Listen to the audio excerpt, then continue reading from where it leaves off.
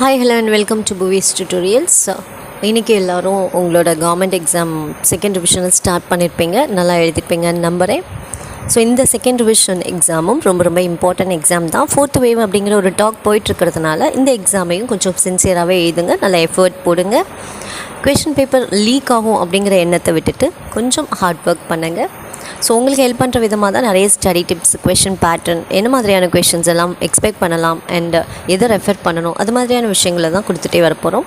So இன்றைக்கி இந்த வீடியோவில் 10th இங்கிலீஷ் கொஷின் பேட்டர்ன் எப்படி இருக்கும், என்ன மாதிரியான கொஷின்ஸ் கேட்பாங்க, ஸோ எதை ரெஃபர் பண்ணோம் அதை நம்ம பார்க்க போகிறோம். ஸோ உங்கள் போர்ஷன் பார்த்தீங்கன்னா யூனிட் 3ம் 4ம் pattern as usual question number 1 to 6 synonyms antonyms அந்த 2 யூனிட்ஸில் இருந்த ப்ரோஸ் படித்து வச்சாலே போதும். தென் யூனிட் 7 சிங்குலர் ப்ளூரல், அப்படி இல்லைனா புதுசாக இந்த நாமினலைசேஷன் புக் பேக்கில் இருக்குது, பேஜ் நம்பர் கொடுத்துருக்கேன், ரெஃபர் பண்ணிக்கோங்க. Then question number 8 prefix suffix, question number 9 abbreviations, question number 10 phrase verb, அப்படி இல்லைனா idioms கேட்கலாம்.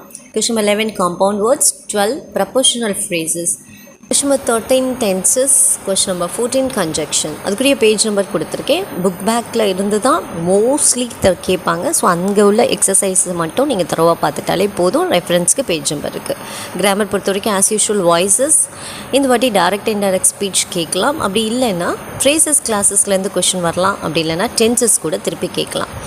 தென் 39 42 அந்த கேட்டகரி காம்ப்ரிஹென்ஷன் ஏரியா இருக்கு இல்லையா, ஸோ அது இந்த வாட்டி அட்வர்டைஸ்மெண்ட் கேட்காம கூட போகலாம், இருந்தாலும் நீங்கள் ஜஸ்ட் பார்த்துக்கோங்க. தென் ஸ்லோகன் கண்டிப்பாக பாருங்கள். Letter writing, notice writing, article writing அதுவும் கேட்குறதுக்கு வாய்ப்பு இருக்குது. பை சார்ட் கொடுத்து கொஷின்ஸ் கேட்குறதுக்கும் சான்சஸ் இருக்குது. ஸோ எல்லாத்துக்குமே பேஜ் நம்பர் கொடுத்துருக்கேன், உங்கள் புக்கில் இருக்குது, ரெஃபர் பண்ணிக்கோங்க. ஒரு ரீஅரேஞ்ச் ஒன்று புக்கில் கொடுத்துருக்காங்க, அதையும் ரெஃபர் பண்ணிக்கோங்க. பேராகிராஃபை பொறுத்த வரைக்கும் யூனிட் 3ம் 4ம் ப்ரோஸில் படிங்க, 2 பேராகிராஃபும் கண்டிப்பாக அட்டென்ட் பண்ணுற மாதிரி வரும். தென் போயம் பேராகிராஃப் பொறுத்த வரைக்கும் ஜஸ்ட் யூனிட் 3 போயம் பேரா மட்டும் படிங்க, ஏன்னா ஒரு யூனிட் போயம் தான் இருக்குது.